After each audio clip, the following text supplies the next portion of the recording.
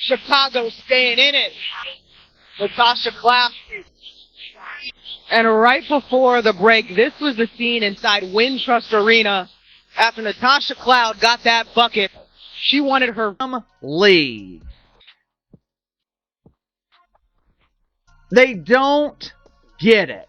They just don't get it.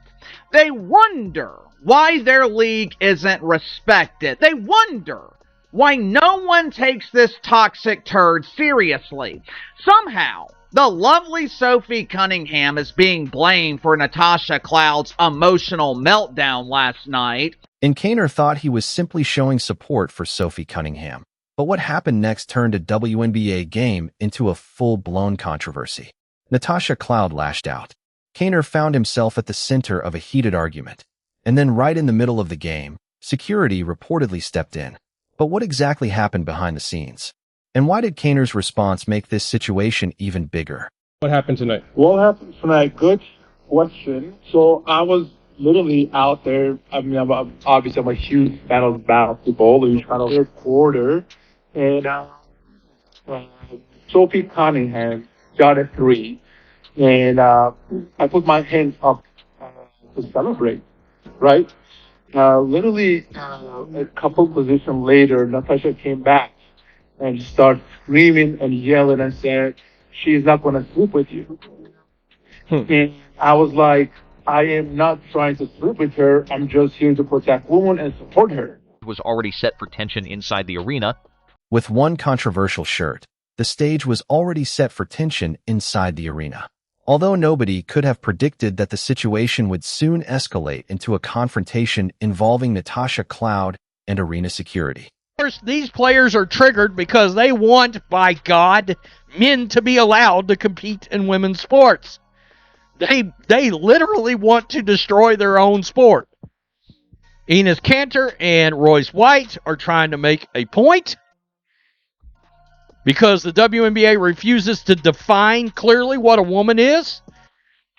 He was wearing a shirt. Woman, noun, adult, human, female. He wore that shirt. This was Natasha Cloud going at Enes Kanter last. What he probably did not expect was for a WNBA player to march directly toward him in the middle of the third quarter, point in his face, exchange heated words with him, and trigger a scene so chaotic that security eventually escorted the former NBA center out of the building. Williamson, also known as Sergeant Simp.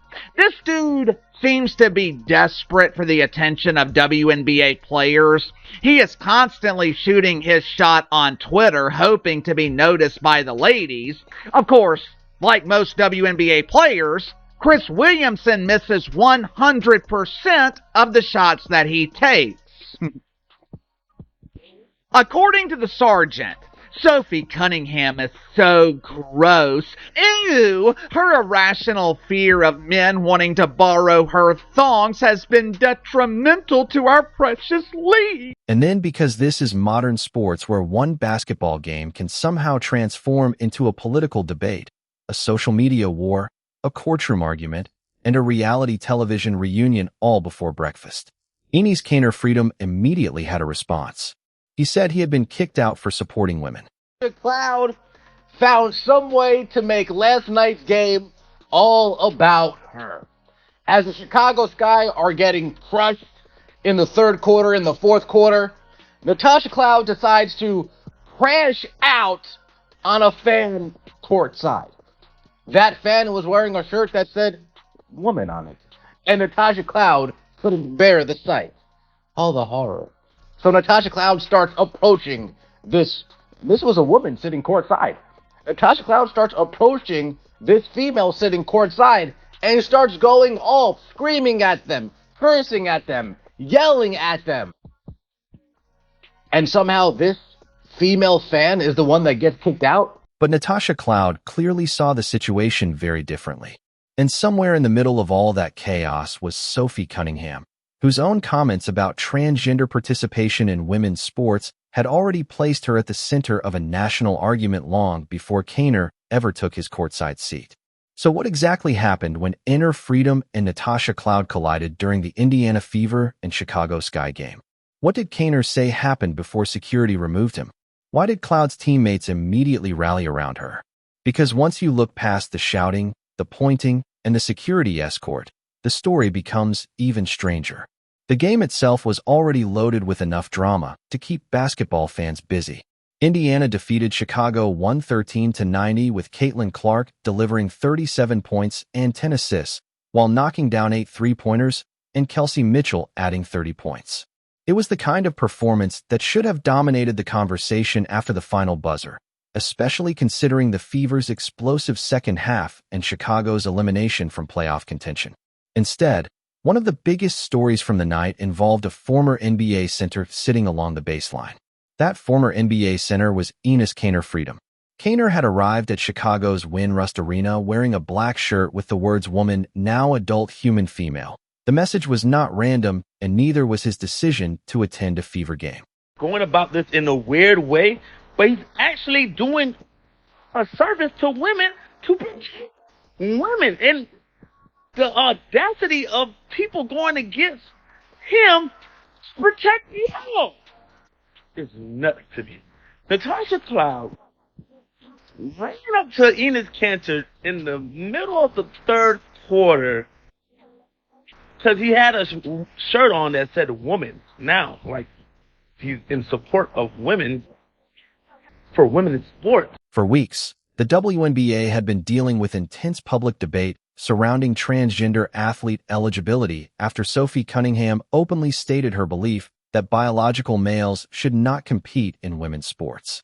Cunningham later emphasized that her position was about protecting women's sports and did not come from hatred toward transgender people, but her comments still generated significant backlash and support. The issue became even more complicated when Kanter Freedom and former NBA player Royce White publicly declared themselves eligible for the 2027 WNBA draft, presenting the move as a challenge to what they argued were unclear eligibility rules. At the time, the league also said there were no immediate eligibility matters affecting the WNBA, and there was no known transgender woman currently playing in the league. So, by the time Kanter walked into Wintrust Arena, he was not simply another celebrity sitting courtside hoping the camera would find him. He was carrying a controversy with him, and apparently controversy had purchased a very good seat. According to the sequence described by multiple reports, the confrontation erupted late in the third quarter after Natasha Cloud scored inside, with 122 remaining. A timeout was called. Cloud celebrated with teammate Aisha Kalabali, and then she turned toward last Kanter's night's location incident along the involving baseline. Natasha Cloud and Enes Kanter Freedom. He showed up last night to the Chicago Sky Fever game to support Sophie Cunningham and the Protect Women's Sports movement. He hung out with the rally outside. Damn near got attacked by Chicago Sky fans out there. Of course, they were belligerent and very vulgar, as was Natasha Cloud. And this has gotten deeper and deeper.